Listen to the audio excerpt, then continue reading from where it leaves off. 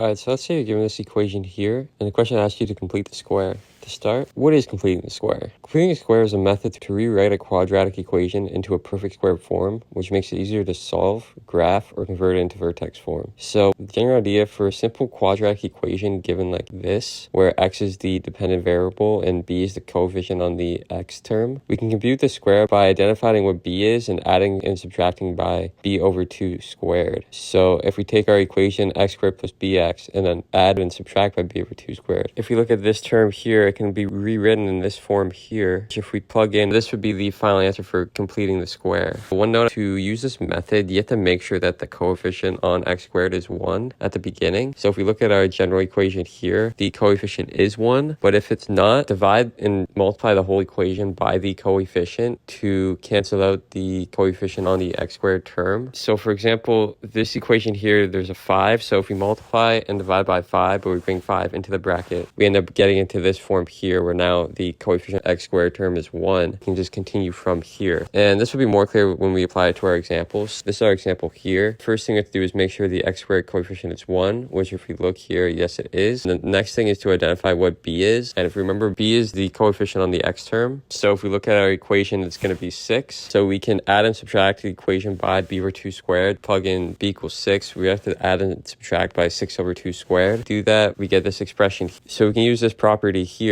and apply b equals 6. And if we do that, we transform the expression to this form. And then we can simplify doing 6 divided by 2 equals 3. On the right-hand term, 6 divided by 2 is also equal to 3. And then we can square it to get equal to 9. And then we can do a simple subtraction to get this final answer. So this is going to be our final answer for the completing the square form of the equation given in the question, which is this.